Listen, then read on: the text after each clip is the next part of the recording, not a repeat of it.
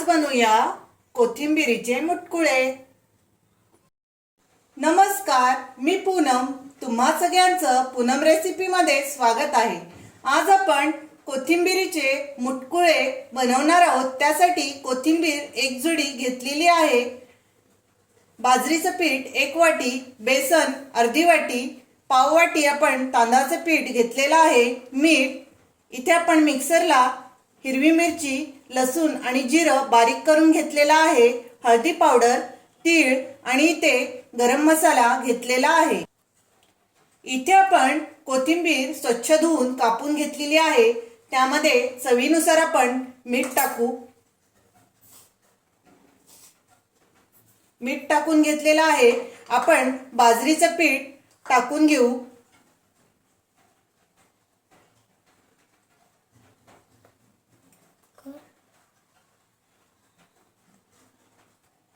बाजरीचं पीठ आपल्याला किती हवंय तसं आपण थोडं थोडं त्यामध्ये टाकून घ्यायचं। इथे मी 1 वाटी बाजरीचं पीठ घेतलेलं आहे, अर्धी वाटी आपण बेसन घेतलेलं आहे, तेही त्यामध्ये टाकून घेऊ आणि पाव वाटी आपण तांदळाचं पीठ घेतलेलं आहे, तेही त्यामध्ये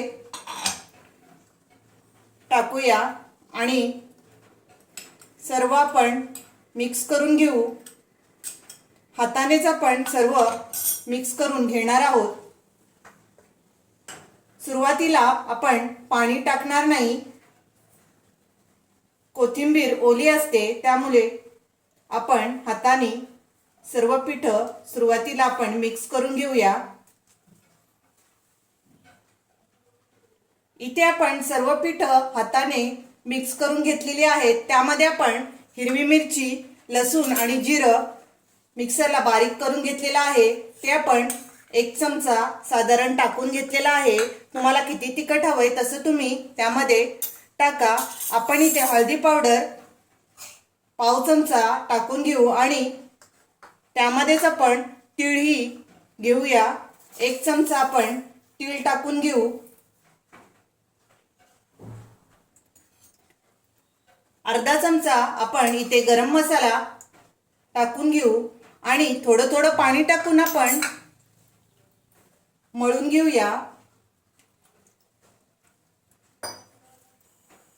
इथे आपण बघा गोळा करून तयार घेतलेला आहे आणि इडली पात्र आपण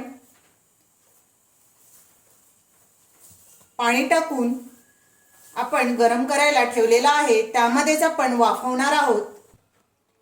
इथे आपण एक गोळा घेतलेला आहे आणि आता आपण रोल करू। बघा, अशा प्रकारे छोटे छोटे रोल करून आपण इडली पात्रात वाफायला ठेवून देऊ। इथे आपण सर्व मुटके बघा वळून घेतलेले आहेत। मुटकुळे खूप छान असे वाफून तयार होतात। आपण आता इडली पात्रात हे झाकण ठेवून देऊया। इथे आपण इडली पात्रात ठेवून घेतलेला आहे। आता आपण झाकण देऊ आणि 20 मिनिटं हे मुटकुळे आपण शिजून देऊ। इथे आपण मुटकुळे वाफून घेतलेले आहेत आणि गारही करून घेतलेले आहेत। कढईमध्ये आपण तेल टाकलेलं आहे 1 चमचा आणि त्यामध्ये आपण 1 चमचा तीळ टाकून घेऊ।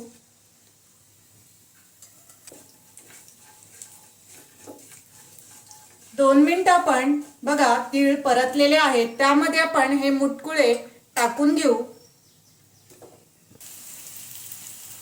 इथे आपण सर्व मिक्स करून घेऊया। बघा, खूप छान असे कोथिंबिरीचे मुटकुळे तयार होतात। आता आपण सर्व बाजूनी रोस्ट करून घेऊया। इथे आपण सर्व बघा फ्राय करून मुटकुळे घेतलेले आहेत, दोन्ही बाजूनी छानपैकी रोस्ट करून घेतलेले आहेत। खूप छान असे टेस्टी चवीला लागतात। आता आपण गॅस बंद करू आणि प्लेटमध्ये हे मुटकुळे काढून घेऊ।